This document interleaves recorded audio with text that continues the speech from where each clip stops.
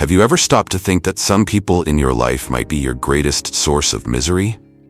Old age is supposed to be your golden years, peaceful, fulfilling, and drama-free. Yet ironically, it's often the people closest to us, even family, who drag us down the most. Scary, isn't it? Here's the hard truth. Not everyone deserves a spot in your life, especially in this stage where your energy, peace, and sanity are priceless. Some people criticize every step you take. Others treat you like their personal ATM. And then some simply refuse to respect your boundaries. Sound familiar? In this video, we will expose the 9 types of people you must avoid as you age. Yes, even if it's your flesh and blood. But we're not just stopping there. We'll also show you how Stoic philosophy can help you cut the cord, hold the line, and finally reclaim the peaceful life you deserve. So are you ready to take control? Stick around until the end to learn how to identify and distance yourself from toxic relationships. Don't forget to like, share, and subscribe to Victory Stoic, and drop a comment with the bold affirmation, "I choose peace and respect," because, let's face it, you deserve nothing less. Number 1. The Critic. Let's discuss one of the most draining personalities you can encounter. The critic. This is the person who always finds something wrong with everything you do, no matter how hard you try. Your decisions? Questionable. Your successes? Never enough. Your very presence? Always up for judgment. They'll critique your actions, your choices, and your lifestyle, constantly pointing out your flaws, sometimes disguised as helpful advice. Critics are relentless. They act like they have the ultimate authority on how you should live, but their feedback is never really constructive. It's just a continuous barrage of negativity that erodes your self-confidence and leaves you feeling exhausted. Over time, their constant criticisms don't just wear you down, they make you second-guess yourself, even on the simplest decisions. In your later years, when you should be focusing on enjoying life and embracing the wisdom you've gained, the critic refuses to let you rest. They'll keep dragging you into their world of negativity, making you doubt the choices you've already made and amplifying every little mistake.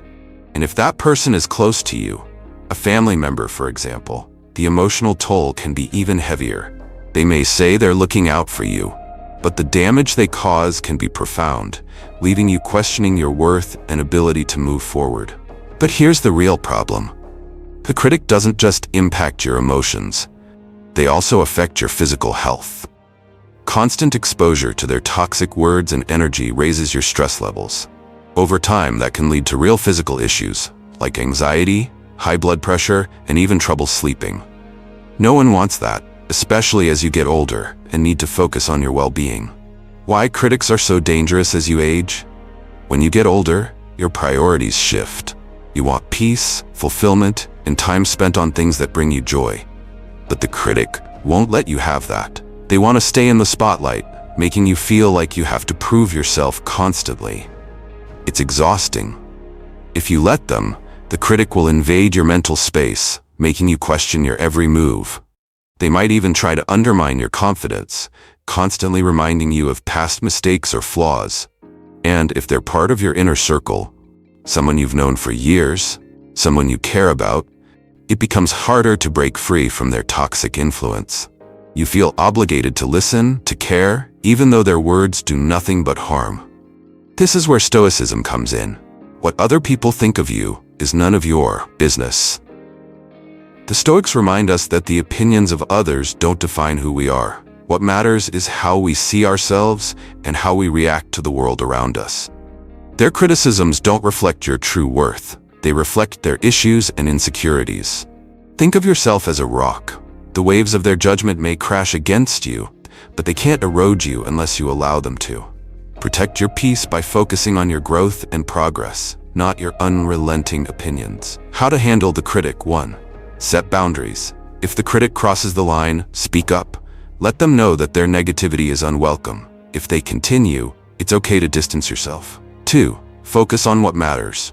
Stop seeking approval from someone who will never be satisfied. Instead, focus on the people and things that lift you and encourage your growth. 3. Practice emotional detachment. When the critic starts in on you, take a step back. Hear their words, but don't internalize them. Recognize that their criticism says more about them than it does about you. At the end of the day, you don't need the critic in your life. Your time is too precious, and your self-worth is not up for debate. Life is about progress, joy, and peace, and that means letting go of people who only hold you back. The critics can stay trapped in their negativity while you continue to move forward, free from their judgment. Remember, you don't need their validation. You are enough, just as you are. Number 2, the taker. The taker is one of the most exhausting types of people to have in your life, especially as you grow older.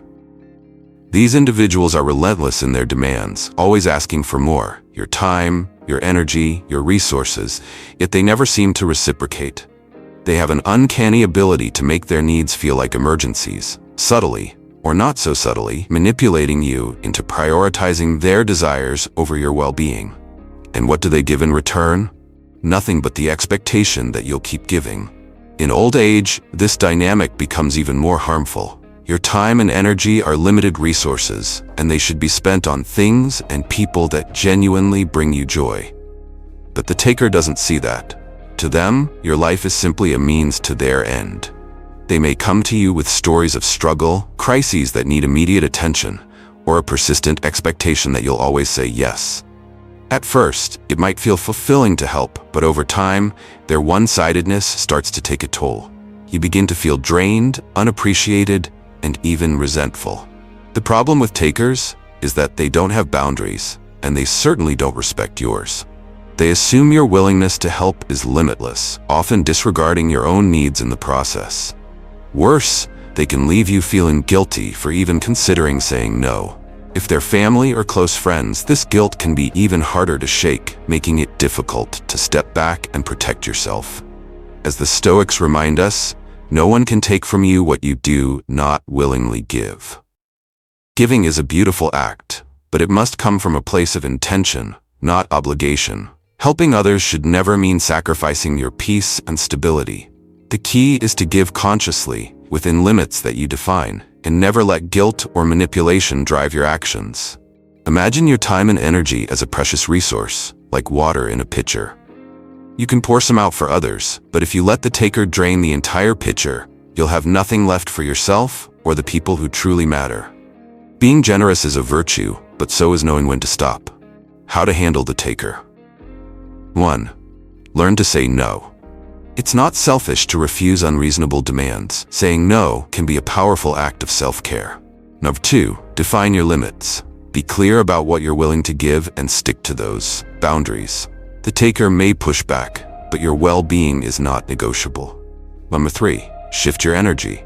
Focus on people who give as much as they take, those who value your presence and appreciate your efforts. Life is too short to spend on people who only take and never give back. You've earned the right to prioritize yourself and your happiness. Let the taker find someone else to latch onto, because your resources, emotional, physical, and financial, are meant to enrich your life, not deplete it. Remember, giving is a choice, not an obligation. Protect your boundaries and don't let the taker steal what you've worked so hard to build: your peace, your time, and your sense of self. You have the power to say enough. Number 3, the drama magnet. Picture this: you're enjoying a peaceful day when out of nowhere the phone rings. It's them, the drama magnet. Their voice is frantic, their story is long, and by the end of it, you're pulled into yet another storm that you had no business being part of. The drama magnet is a master at turning every molehill into a mountain and dragging everyone around them into chaos. No matter how calm your life is, they find a way to disturb it. These people live in conflict. If there's no drama, they'll create it. Arguments with friends, feuds with family, workplace gossip, they thrive on stirring the pot. And what's worse, they need an audience, and that's where you come in. They rope you into their endless whirlwind of problems, making you feel like you must listen, advise, or even intervene. And when their world inevitably catches fire, you're the one left holding the ashes. The worst part about the drama magnet is their complete disregard for how their chaos affects you. They don't care if their problems disrupt your peace or drain your energy. To them, your life is just another stage for their theatrics. Even if you try to help, it's never enough. They'll just find a new crisis tomorrow. As you grow older, the last thing you need is someone else's turmoil invading your life. Drama magnets don't just waste your time. They steal your emotional energy and replace it with stress. Their constant chaos can leave you feeling anxious, distracted, and even physically unwell. And let's be honest, their problems are rarely your responsibility to solve. If the drama magnet is a family member or close friend, it's even harder to escape. You might feel obligated to stay involved, to lend an ear or a hand, but the truth is, their chaos is self-made, and no amount of your energy will ever fix it. The Stoics teach us, their storm does not have to be your storm. The drama magnet's life may be in constant turmoil, but you don't have to be dragged into their mess. Your peace is your responsibility, and protecting it means knowing when to step back. Think of yourself as a quiet lake. The drama magnet might throw stones, causing ripples, but you have the power to remain calm and undisturbed. You are not obligated to solve their problems, listen to their complaints, or participate in their conflicts. Your energy is sacred, use it wisely. How to handle the drama magnet? 1. Don't engage.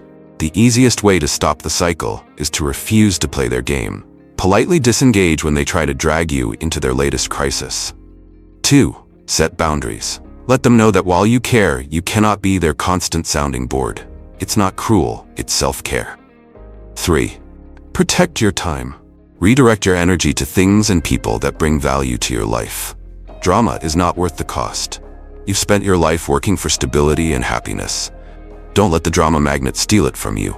Their chaos is not your burden to carry, no matter how much they try to make it seem like it is. The next time they come calling with yet another catastrophe, remind yourself that you don't have to answer. Life is too short to live on someone else's stage. Choose calm, choose clarity, and choose to leave the drama magnet behind. Their storm does not define your life. Your peace does. Number 4. The disrespectful. Respect is a cornerstone of any healthy relationship, yet the disrespectful person seems to have no concept of it. These individuals disregard your opinions, dismiss your feelings, and act as if your time and boundaries don't matter. They may interrupt you mid-sentence, belittle your decisions, or even mock your values, all under the assumption that their perspective is the only one that counts. Imagine this. You're at a family dinner, sharing a story about something meaningful in your life. Before you can finish, a relative cuts you off with a dismissive comment. That's not important. Let's talk about something that matters. The entire room shifts away from your story as if it never happened. You sit there, silenced, feeling invisible and devalued. This is the work of the disrespectful, their inability or refusal to honor your voice and presence. Another example? Perhaps your grown child assumes they can make decisions for you without even consulting you. They rearrange your schedule, spend your money without permission, or take over your household under the guise of helping. While their actions may seem caring on the surface, the underlying message is clear. I know what's best, and your input isn't needed. Why the disrespectful is harmful. Disrespect isn't just rude, it's deeply corrosive. Over time, being treated this way can erode your self-esteem, making you feel as though your thoughts and feelings are unworthy. It fosters resentment and creates an imbalance in relationships, where one person holds power, while the other is constantly diminished. For someone in their later years, when dignity and autonomy are more important than ever, this behavior is particularly damaging. The disrespectful often operate under the assumption that you won't push back, whether it's because of age, family ties, or politeness. They exploit this dynamic, leaving you feeling powerless in situations where you should have a voice. As the Stoics wisely teach, respect is not demanded, it is inspired by how we carry ourselves. While you can't force others to respect you, you can assert your boundaries with strength and clarity. The way you respond to disrespect often sets the tone for how others will treat you moving forward. Imagine yourself as a fortress. The disrespectful might try to breach your walls, but your boundaries, your firm yet composed responses, are the gates that keep your peace intact. By holding your ground calmly and consistently, you teach others how to treat you. How to handle the disrespectful. 1. Address it directly. If someone interrupts or dismisses you, calmly but firmly call attention to it. For example, I wasn't finished speaking. I'd appreciate it if you could hear me out. 2. Set clear boundaries. If a family member oversteps, such as making decisions for you without asking, state your expectations. For instance, I value your concern, but I need to be consulted before decisions are made about my life. 3. Prioritize mutual respect. Surround yourself with people who value and uplift you. The more you experience healthy relationships, the less tolerance you'll have for disrespectful behavior. You've spent a lifetime building your identity, making decisions, and earning respect. Don't let the disrespectful strip that away. Their lack of regard says more about their character than yours. By standing firm and valuing your own worth, you can shift the power dynamic. The disrespectful may never change, but your choice to demand respect through your words and actions will protect your peace and reinforce your dignity. Remember, you deserve to be heard, valued, and respected, always. Number 5, the financial leech. Few things are as infuriating as someone who sees your hard-earned money not as a result of your life's work, but as a personal ATM for their endless needs.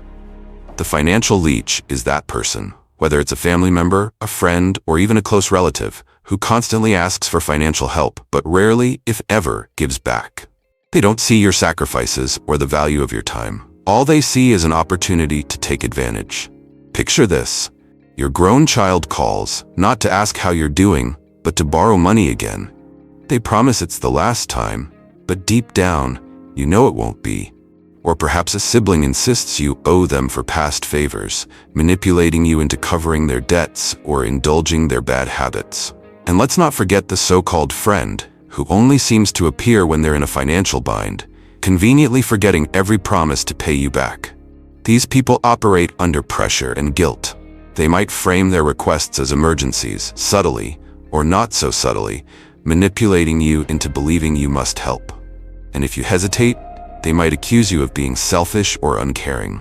The worst part is, their financial irresponsibility often stems from poor choices or a refusal to take responsibility, and enabling them only fuels their behavior. Why the financial leech is dangerous? In your later years, your finances represent more than money. They're your independence, your safety net, and your ability to enjoy life on your terms.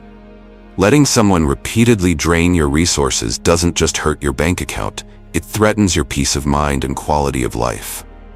The financial leech rarely considers the impact of their requests on you. They don't see the stress it causes or the sacrifices you've made to secure your future. Instead, they focus solely on their needs, often leaving you feeling used, resentful, and even financially vulnerable. The wisdom of Stoicism reminds us, do not let your wealth become the tool of another's recklessness. Generosity is a virtue, but it must be exercised with wisdom. Helping someone financially should come from a place of intention and choice, not obligation or manipulation. Your resources are the fruits of your labor, and it's your right and responsibility to safeguard them. Think of your finances as a well. You can draw from it to help others, but if someone is constantly draining it without contributing, the well will run dry. Protecting your financial health is not selfish. It's a necessary act of self-preservation. How to handle the financial leech. 1. Set firm limits. Politely but clearly communicate that you're unable to provide further financial support. For example, I've helped as much as I can, but I need to prioritize my own stability now. 2. Offer non-monetary help. If you genuinely want to support them, provide guidance or resources to help them solve their problems without relying on your wallet. 3. Don't let guilt control you. Remind yourself that their financial troubles are not your responsibility. Feeling guilty only enables their behavior. You've worked hard for your money, and you deserve to use it for your own happiness and security. The financial leech may never stop asking, but you don't have to keep giving. By setting boundaries and saying no when necessary, you protect not just your finances, but also your peace of mind. Remember, true generosity comes from a place of abundance, not from being pressured or manipulated. Choose to invest in yourself and the relationships that bring value to your life. Your financial independence is worth protecting. Don't let anyone take it from you. Number 6. The jealous one. Jealousy is an insidious poison, and the jealous one carries it with them wherever they go. These individuals can't seem to celebrate your successes, your happiness, or even your simplest joys. Instead, your achievements become a mirror reflecting their insecurities. Every promotion, milestone, or happy moment in your life feels like a personal attack on theirs. They're not just envious, they're consumed by a relentless need to compare, and their bitterness seeps into your relationship like a slow-acting toxin. Imagine this. You've worked hard, saved up, and finally taken that dream vacation. Instead of sharing your excitement, the jealous one mutters a backhanded remark. Must be nice to have all that free time and money. Or perhaps you're celebrating a small win, a new hobby, a fulfilling relationship, or even good health, only to have them dismiss it with, well, not everyone is so lucky. Their words, laced with passive aggression, leave you feeling deflated when you should be proud and happy. The jealous one doesn't stop there. They may undermine your achievements behind your back, sowing seeds of doubt in mutual friends or family members. They might subtly compete with you, trying to one-up every success you share. Over time, their envy becomes a shadow hanging over your happiness, making it harder for you to fully enjoy your own journey. The jealous one thrives on comparison, but it's their toxic energy that becomes dangerous to you. Their inability to celebrate with you can make you second-guess your worth or dampen your excitement about what you've earned. Worse, their envy often leads to unnecessary conflicts, strained relationships, or a lingering sense of tension that's hard to shake. In old age, when you should be focusing on gratitude and contentment, the jealous one can rob you of that peace. Their negativity distracts you from the beauty of your own journey, pulling you into their endless loop of dissatisfaction. The wisdom of Stoicism reminds us, envy is the enemy of gratitude. The jealous one is not truly angry at you, they are trapped in their own cycle of comparison, unable to see the unique value of their own life. You don't have to carry their burden. Instead, focus on appreciating your own path and let their envy remain their problem. Picture yourself walking a beautiful trail. The jealous one may try to distract you with complaints about their own rocky road, but you can choose to keep walking, eyes forward, grateful for the view ahead. How to handle the jealous one? 1. Limit your sharing. Protect your joy by sharing your successes with people who will genuinely celebrate with you. The jealous one doesn't need to know every detail of your life. 2. Respond with grace. When they make envious comments, don't engage. A neutral response like, "I'm grateful for what I have," can diffuse tension without feeding their negativity. 3. Distance yourself. If their jealousy becomes too toxic, it's okay to create space. Your happiness should not be overshadowed by their inability to celebrate. Reclaim your joy. You've worked hard for your happiness, and you deserve to enjoy it fully. Don't let the jealous one's envy dim your light or distract you from your journey. Their bitterness is a reflection of their struggles, not yours. Embrace your successes unapologetically. Celebrate your wins, big and small, and surround yourself with people who lift you up. Your happiness is yours to protect. Don't let jealousy steal it away.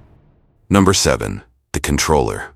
Imagine your life as a kingdom and you as its rightful ruler. Every decision you make, big or small, is a decree shaping the world around you. But then comes the controller, someone who walks into your life, uninvited, and starts issuing orders in your name. They think they know better. They dismiss your choices, override your preferences, and slowly but surely they seize control of your kingdom. The controller often wears a mask of care or authority. Perhaps it's a well-meaning relative who insists they know what's best for you. You shouldn't be living alone anymore. I've already started looking at assisted living facilities.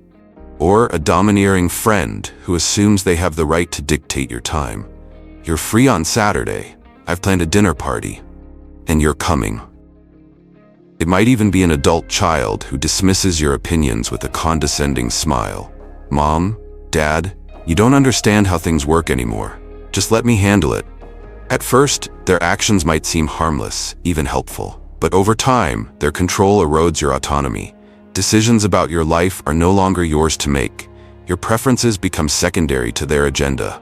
Slowly but surely, you find yourself living according to someone else's rules in what should be your golden years, a time for peace and freedom. The controller doesn't just rob you of small choices, they threaten your sense of self. Autonomy isn't just about making decisions, it's about affirming your identity, your values, and your dignity. When someone takes that away, it leaves you feeling powerless and invisible in your own life. For example, imagine wanting to spend your savings on a long-dreamed-of vacation. The controller steps in. That's irresponsible. You'll regret wasting money on something so frivolous. Suddenly, what should have been a joyful decision becomes an argument, and you start questioning whether you even deserve to follow your dream. The Stoics remind us, you may not control others, but you always control your response. The controller thrives on your compliance, but they cannot dictate how you choose to act or how you choose to protect your autonomy. Just as a ruler defends their kingdom, you must safeguard your freedom with calm but firm boundaries. Imagine standing in your own throne room. The controller barges in, issuing orders. Instead of reacting emotionally, you stand tall and declare, "This is my decision to make. Your advice is noted, but I will decide what is best for me." Your composure disarms them, and your clarity reclaims the power they sought to take.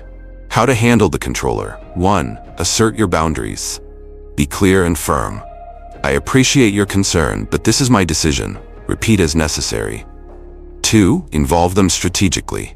If they genuinely want to help, give them a role that respects your autonomy, like gathering information instead of making decisions. 3. Detach emotionally. Understand their control comes from their own fears or insecurities. Stay grounded and resist the urge to argue. Reclaim your kingdom. Your life is your kingdom, and you are its sovereign. The controller may try to claim the throne, but their power only exists if you allow it. By standing firm and embracing your right to choose, you restore balance and peace to your reign. Remember, your freedom is yours to protect. Don't let anyone take it away. Number 8. The blamer. Picture this: the storm has rolled in. Something has gone wrong. A project failed, a plan fell apart, or even something as trivial as burning dinner. And before the dust settles, the blamer points their finger directly at you. To them, responsibility is a game of hot potato, and they'll make sure they're never the one holding it. Whether it's a minor mishap or a life-altering event, their reflex is always the same: shift the blame. The blamer thrives on avoiding accountability. They'll twist facts, exaggerate circumstances, and dig into your past mistakes to justify their accusations. Imagine a sibling blaming you for the family's strained relationships. "If you had just called more often, Mom wouldn't feel so distant from us."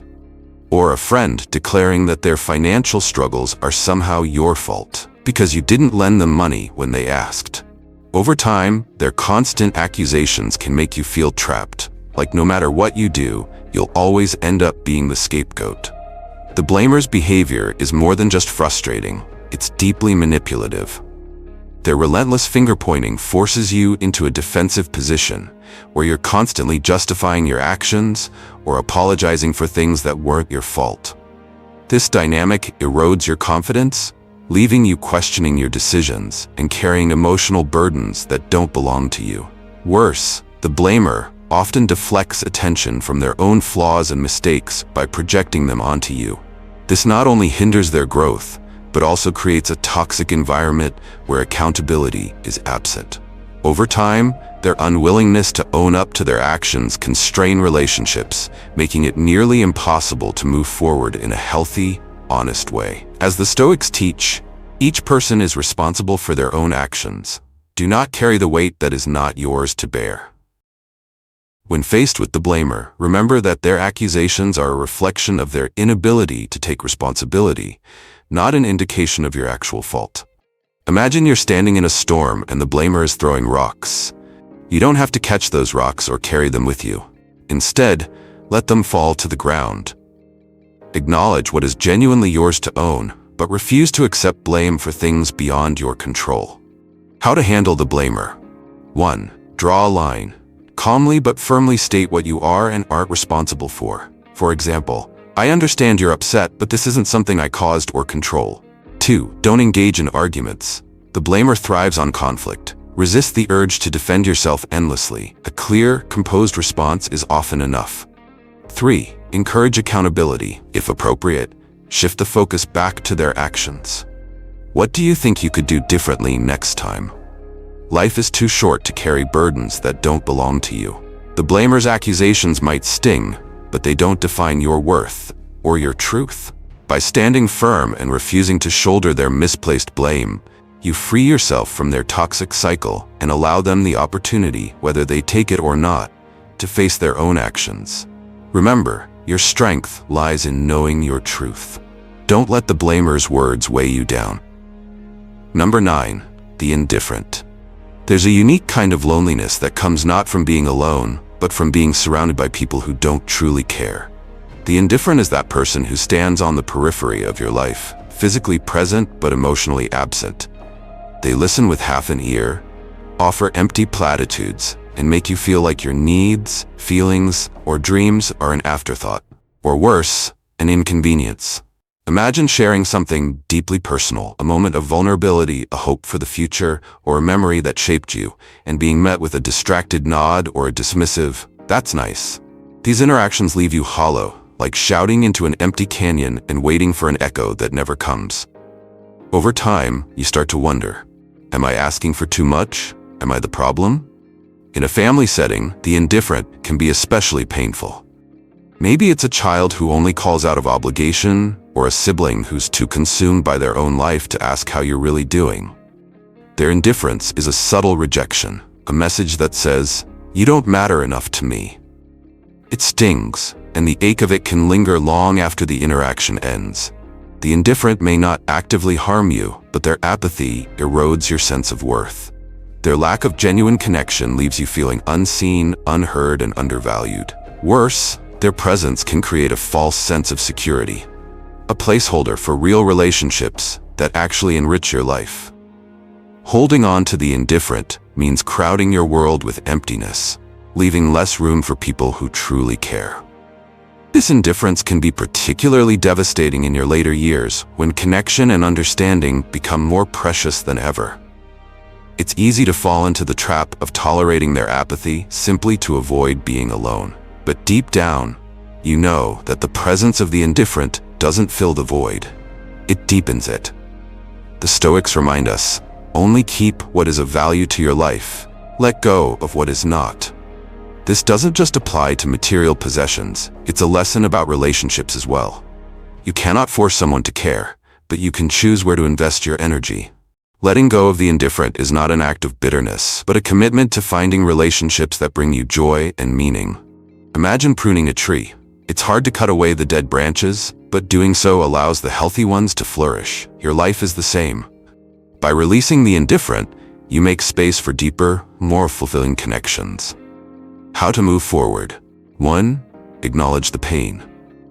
It's okay to grieve the lack of care you've received. Recognizing the hurt is the first step toward healing. 2. Focus on those who care. Redirect your energy toward people who value you, friends, family, or even new connections waiting to be made.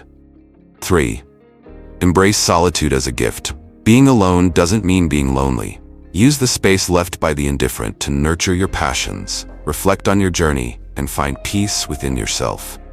Reclaim your light. Yes, it's painful to realize that someone in your life doesn't truly care, but that pain doesn't define your worth, nor does it dictate your future. The absence of their connection creates an opportunity, a chance to seek out those who will truly see you, hear you, and celebrate the unique person you are. Life is too precious to be spent waiting for care that will never come. Letting go of the indifferent is not the end, it's a new beginning. It's an act of courage, of choosing to fill your days with warmth, understanding, and joy. As the Stoics teach us, your time is limited. Spend it on what matters most. And you, above all, are what matters most. Let go and make room for the relationships that truly light up your life. Conclusion. As we've explored in this video, knowing which relationships to distance yourself from is crucial in protecting your peace and happiness in old age. The 9 people you must avoid in old age, even family, are not necessarily bad individuals, but their presence in your life may disrupt the tranquility and dignity you've worked so hard to achieve. Setting boundaries with these people is not about rejection. It's about self-respect and creating space for the relationships that truly matter. If this video resonated with you, don't forget to hit like, share, and subscribe to Victory Stoic. By joining our community, you take another step toward mastering Stoic philosophy and embracing the power to lead a life filled with purpose and clarity. Leave a comment with the affirmation, "I choose peace and respect," to declare your commitment to protecting your well-being and prioritizing what truly matters. Thank you for watching. Remember, you have the power to choose who and what belongs in your life. Protect your peace, honor your journey, and never compromise your happiness. We'll see you in the next video on Victory Stoic.